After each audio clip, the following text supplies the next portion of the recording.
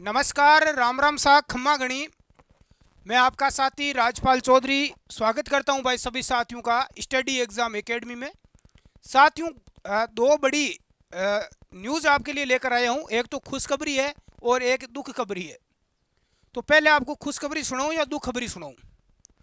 खुशखबरी तो यह है, जिन लोगों ने फोर्थ ग्रेड के अंदर चतुर्श्रेणी कर्मचारी में फॉर्म नहीं भरा था उनके लिए खुशखबरी है कि उनको पुनः फॉर्म भरने का मौका है वो दिया जा रहा है।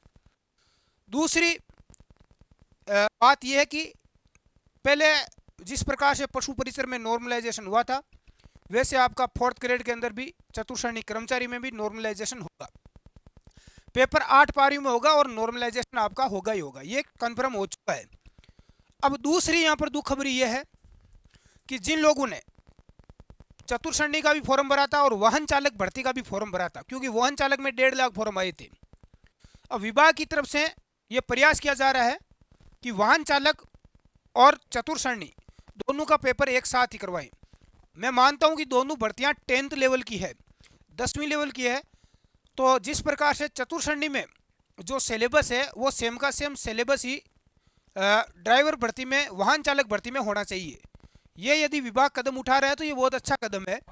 लेकिन एक बहुत ही बड़ी कोशिश की जा रही है, जो आपके आलोक राज जी है, सचिव है, अध्यक्ष है कर्मचारी चयन बोर्ड के, उनके द्वारा कि भाई दोनों परीक्षाओं में एक साथ में करवाएं। चतुर्श्रेणी की भी और वाहन चालक दोनों परीक्षा एक साथ में हो। परीक्षा एक साथ में होने का मतलब क्या है कि आप दोनों परीक्षा में नहीं बैठ पाओगे, केवल एक ही परीक्षा, या तो आप ड्राइवर की दे दो या चतुर्श्रेणी कर्मचारी की चपड़ा। बहुत ही अच्छा स्कीम अपना रहे हो। ये बच्चों के साथ एक तरफ से देखे तो ऐसा है, लगातार युवा परेशान हो रहा है। आपकी लगातार आपका दूसरा काम है नहीं, सोशल मीडिया पर ट्वीट करना, वीडियो डालना, बच्चों को गुमराह कर रहे हो। हाँ, मानता हूँ कि दोनों पेपर आप एक साथ करवा लो। जो चालक की भर्ती थी वो आप दिसंबर तक करवा रहे थे, नवंबर दिसंबर में, उसका पेपर आप सितंबर महीने में करो, दिक्कत नहीं है। जैसे ही का पेपर होगा 19, 20, 21, 25, 26 को या 30 तारीख तक वाहन चालक का करवा लो, 1-2 दिन बीच में। लेकिन सरकार जो अभी ये जो विभाग जो रणनीति अपना बिल्कुल ही गलत है कि भाई बच्चा परीक्षा नहीं दे पाएगा। आप फॉर्म भरा वाहन चालक फोर्थ ग्रेड का, तो एक परीक्षा दोगे।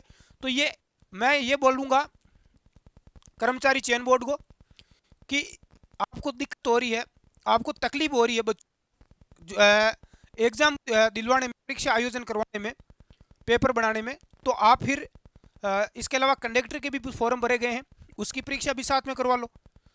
इसके अलावा भी बहुत सारी परीक्षाएं हैं, एलडीसी की है, पटवारी की है, पुलिस कांस्टेबल की भी आप करवा लो।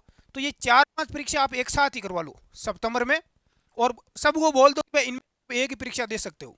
आपके ऊपर है आपको कौन सी परीक्षा देना है। आपको तो करना ही ऐसे ही फर्जीवाड़ा है, आपको लगाना तो अपने ही आदमी है।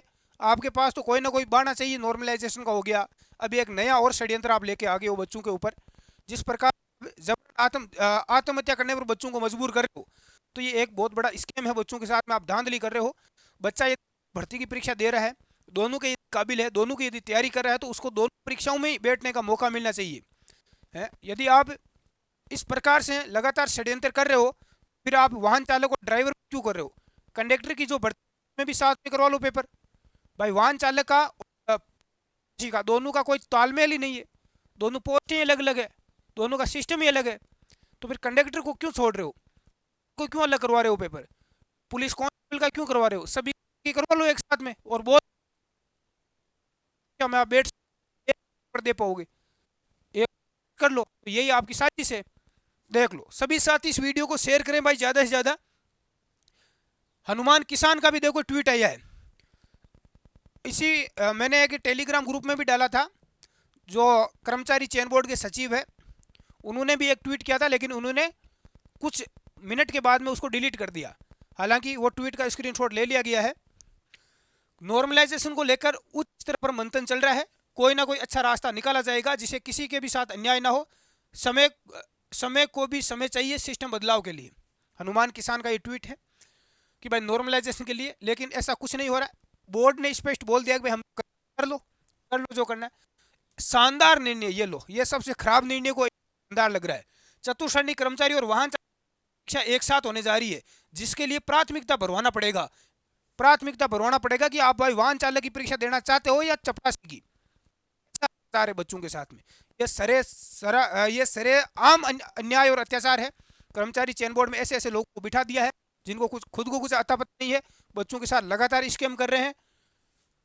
जिन्होंने आवेदन नहीं भरा है उनको भी अवसर मिलेगा, ये अच्छी बात है। जिन्होंने फॉर्म नहीं भरा उनको आप मौका दे रहे हो तो कोई दिक्कत नहीं, 5-10 दिन का आप टाइम दे दो, फॉर्म भर सकते हैं, सबको अवसर मिलना चाहिए, इसमें कोई दिक्कत नहीं है। आवेदन भरने का एक और अवसर साथियों, वाहन चालक और चतुश्रेणी कर्मचारी दोनों का सेम सिलेबस रहने वाला है और आरएसएसबी दोनों भर्ती परीक्षा एक साथ आयोजन करवाने का विचार कर रहा है।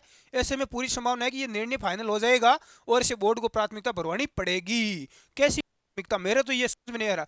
ये लोग जो अध्यक्ष बन के बैठे हैं बेरोजगारों के लिए लगातार ट्वीट कर रहे हैं, आवाज उठा रहे हैं, हनुमान किसान वगैरह, तो इनको खुद को सोचना चाहिए कि जो बंदा दोनों भर्तियों के लिए योग्य है, चपरासी की तैयारी कर रहा है, वाहन चालक की कर रहा है, तो उन बच्चों को दोनों परीक्षा में बैठने का मौका मिलना चाहिए। क्योंकि बच्चे की यदि चपरासी में सिलेक्शन नहीं होता है तो वाहन चालक में होने का चांस रहेगा, वाहन चालक में नहीं होता है तो हो सकता है उसका चपरासी में हो जा, दोनों भर्ती में उसको अवसर मिलेगा, दोनों परीक्षा में अपने भाग्य आजमा पाएगा। तो आप इस प्रकार से विकल्प का जो ये ऑप्शन खड़ा कर रहे हो, ये एक प्रकार से बड़ी ही देख सकते हैं कि विभाग की एक बहुत बड़ी सोची समझी साजिश है ताकि बच्चे इस साजिश का शिकार हो जाए। ये बिल्कुल भी गलत निर्णय है विभाग का, इसको विभाग को निर्णय को वापस लेना होगा। ये बच्चों के साथ कुठाराघात है, एक बहुत बड़ा षड्यंत्र है जो कि विभाग करने जा रहा है। अब बहुत सारे साथी अब कमेंट भी करेंगे, आप अपनी राय दें और इसके ऊपर गलत निर्णय कि बच्चे के साथ अत्याचार और अन्याय ना हो। धन्यवाद।